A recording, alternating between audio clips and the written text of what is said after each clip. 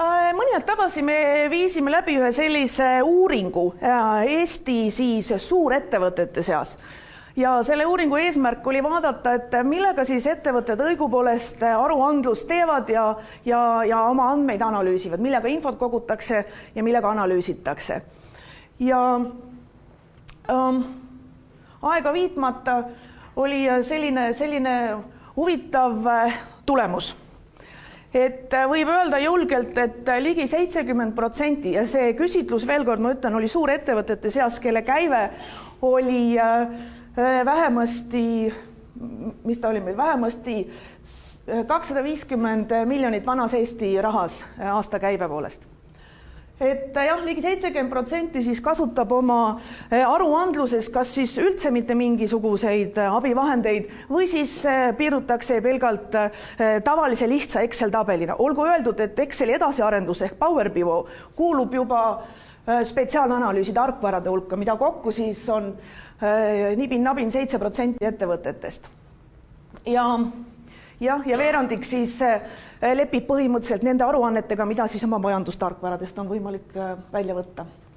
Aga teine küsimus, et aga kui palju siis õigupoolest aega sellele kulutatakse? Siis selgus, et üks vastaja või 141 ettevõtet vastas sellele küsitlusele, nii et selles mõttes see baas, mille põhjalt nagu järeldusi teha, oli päris piisavalt esinduslik. Et üks vastaja kulutas siis keskmiselt analüütikale aruandlusele 2 tundi päevas. Ja teine küsimus või teine huvitav fakt oli see, et keskmiselt suurtes ettevõtetes tegeleb analüütikaga 6-7 inimest, mis tähendab seda, et lihtsa matemaatilise tehtega, et aruandluse või analüüsi hind suurettevõttele on ühe keskastme juhi ametipalk. Sest analüütika ja aruandlusega ei tegele mitte lihttöölised, vaid ikkagi vähemalt keskastme juhid, alajuhid ja tippjuhid. Ja küsimus ei ole tegelikult selles, et kas see on vähe või on see palju, on see kõrge hind või mitte, vaid küsimus on pigem selles, et mis selle eest saadakse. Kas see on ajakulu, on see kulu ja raport, mida sa tegema pead või teed sa seda selliselt, et sa saad ka sealt mingit uut teadmist, mis tegelikult ka aitab vastu võtta paremaid otsuseid ja teistsuguseid otsuseid võib-olla. Et pigem on nagu selles küsimus. Ja huvitav oli ka see, et näiteks tippjuhtidest 50% või siis pooled tegelevad analüüsiga vähemalt tunni ja 17% mitu tundi iga päev. Et veel kord, küsimus ei ole mitte selles, kas seda on vähe või palju, vaid see, mida selle eest saate.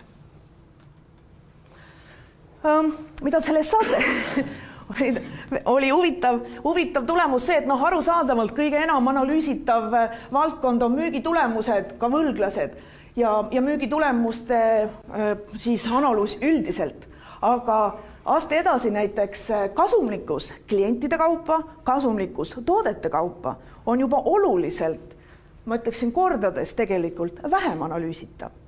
Et minu nagu selline loogiline küsimus on see, et kui me analüüsime müügitulemust, siis mida me analüüsime, kui me ei näe seda klientide, toodete, piirkondade kaupa? Et mis see üldine analüüs siis ikka nii väga annab? Aga tagasi mõeldes slaidile, millega analüüsida, siis tegelikult ega ei olegi nagu see tulemus nii väga selles mõttes imeks pandav. Üks selline slaid, mis mulle tegi teatud mõttes nagu pildi selgemaks, et kus me oleme või mis me teeme. Et ma ei ole nagu tarkvara backgroundiga, vaid hoopis turundusest tulnud ja selles mõttes oli alguses nagu väga nagu raske paigutada, et okei, analüütika, et mis mõttes analüütika, et kõik ütlevad, mul juba on juba ju majandustarkvara, mul on juba Axapta või mul on juba Navision, et mis ma selle ClickView'ga pihta hakkan. Aga siis selles mõttes nagu see pilt seletab hästi, et see on teatud mõtles nagu Maslowi vajaduste püramiid. Et sellega ilmselt olete kõik kursis, et sa ei saa rahuldada oma kõrgema astme vajadusi, kui sul madalamad ei ole paigas. Sa ei saa mõelda õppimisele, kui sa oled söömata. Ja täpselt samamoodi tegelikult on ka ettevõtte infotehnoloogiline maja. Nüüd ma jään võlgu selle nime. Analüütik, kes selle oma raamatus välja tõi, selle viiekordse maja mõtte. ei tulegi kohe hetkel meelde, võt siis. Aga põhimõtteliselt ta kirjeldas nagu väga ilusti, et kõige all on sul taristu ehk siis tegelikult võrk, pole vahet wifi või kaabel või mis iganes ta on. Ja selle peal töötab tegelikult riistvarakiht ehk siis kõikvõimalikud arvutid, laptopid, mis iganes kasutate. Et arusaadavalt üks ei tööta ilma teiseta. Edasi on andmebaaside kiht, on nad teil siis mingid majandustarkvara andmebaasid, pildipangad, Excel tabelid, mis iganes kujul on teil andmebaasid. Ja seal peal on äritarkvara ehk siis kontori või siis majandustarkvara, mis iganes te kasutate, Office, Navision, Axapta. Ja tegelikult enamus ettevõtete, nagu me nägime, ligi 75% ettevõtete, või isegi rohkem oli see, õigli 9% ettevõtete infotehnoloogiline maja tegelikult nagu 4 korrusega piirdub ja jääb ära katus, ehk siis tegelikult see kõige olulisem kiht, mis on nii-öelda otsustusinfokiht. Ehk siis tegelikult see kiht, mis korjab teil kogu vajaliku info alumistelt korrustelt kokku ja võimaldab sellega teelt tööd teha ja selle pinnalt otsuseid vastu võtta. Et kui nii võtta ja neid korruseid vaadata, siis tegelikult, kui te ütlete, et ei saa oma, Axaptast, Navisionist, kus iganes, kui te ei saa kõiki vajalikku infot kätte, siis tegelikult ei ole hullu, et ega te ei peagi saama. Et need tarkvarad ei olegi selleks mõeldud. Et selles mõttes nii lihtsalt ongi. Et nii on küsimus, et kas pööningul on kõik korras, kas pööning on olemas majal või kas 5. korrus on olemas. Et see on tegelikult see, mis toob selle info välja. Ja nüüd hästi lühidalt räägin paarist huvitavast sellisest trendist, mis või tehnoloogiline, infotehnoloogiline trend või üldse trend, mis meil eraelus on nii iseenesest mõistetav, et me täna tegelikult selle peale enam isegi ei mõtle.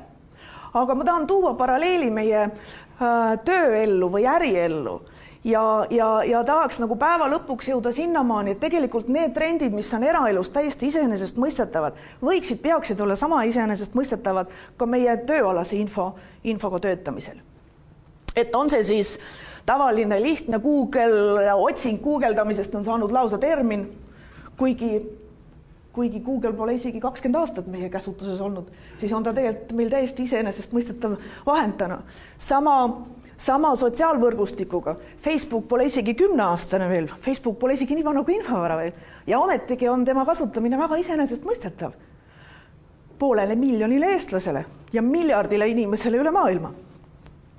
Samamoodi kõik võimalikult personaalsed rakendused või siis see, et te olete mobiilne ja saate oma infot kätte, kus iganes te viibite. Et sellest Google, nagu sellest guugeldamist on saanud suisa termin, mis tegelikult sisuliselt ei tähenda mitte midagi muud kui see, et te saate oma info kätte igal ajahetkel sellisel moel, nagu teie teda tahate.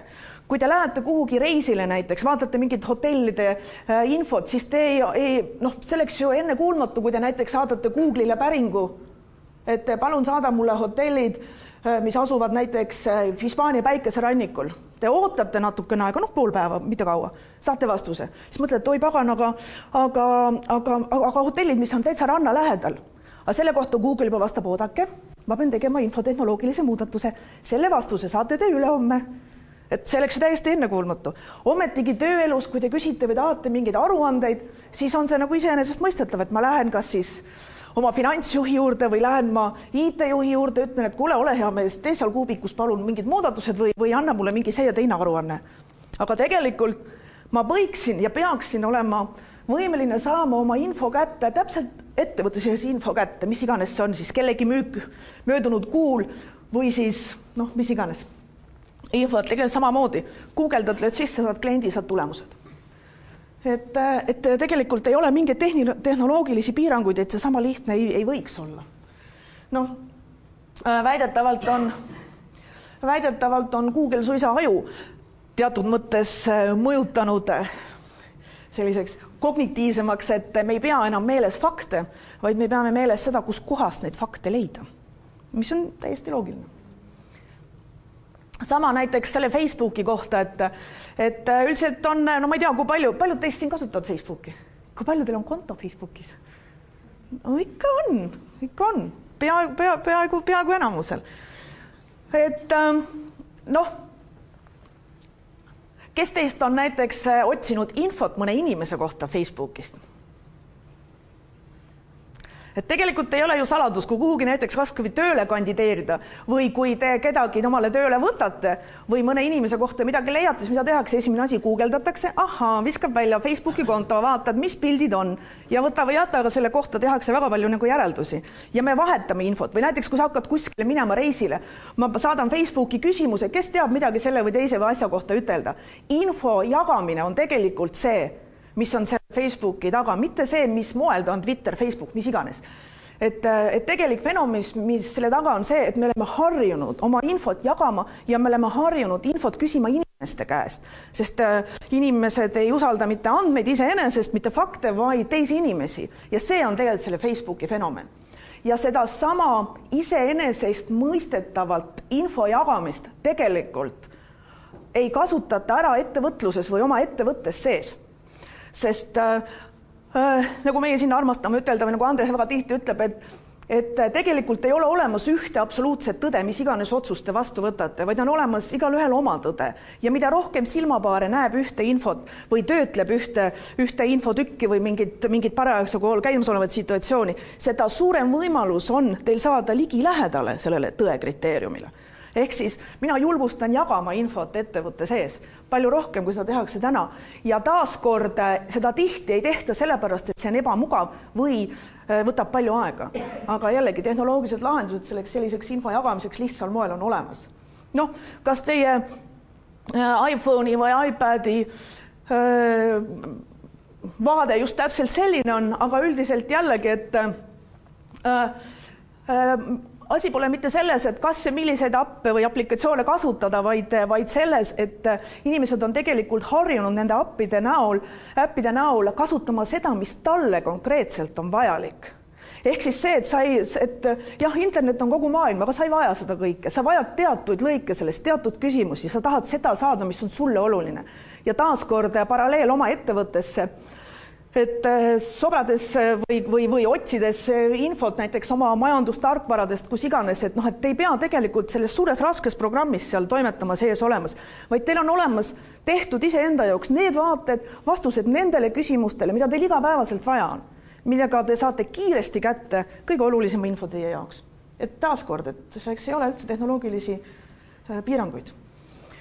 Ja mis siin salata, see mobiilsus on ka taaskord jälle selline iseenesest mõistetav, et mitte ainult see, et telefoniga saate igal pool rääkida, vaid te saate ka internetis igal pool kätte. Ja mobiilne kontor ei ole mitte mingisugune uus nähtus siin maailmas, see on täiesti levinud, ja ka küsimus on selles näiteks, kui kerge või kui lihtne teil on saada sisuliselt oma ettevõtte andmetesse, olulistesse andmetesse ja vaadetesse sisse, näiteks siis, kui te olete kusagil kaugel töölähetusel või lihtsalt puhkusel.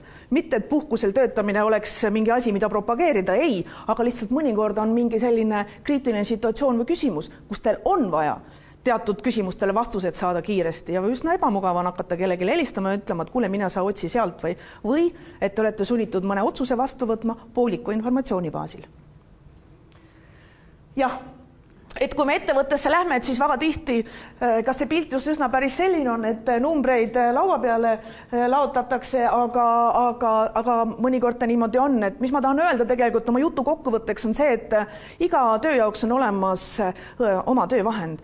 Et nii nagu me selle asfaldirattaga ei ole mõtet, võib minna mägedesse sõitma, aga see ei ole lihtsalt otstarbekas ega mugav, ega ka noaga abet ajada võib, aga ei tea, kas see kõige õigem on. Et selleks on olemas nagu õiged tööriistad ja ühest nendest tööriistadest tuleb täna juttu, aga võib-olla vähem sellest tööriistast endast, kuivõrd tegelikult rohkem sellest, mille jaoks see riist loodud on ja mida temaga teha annab.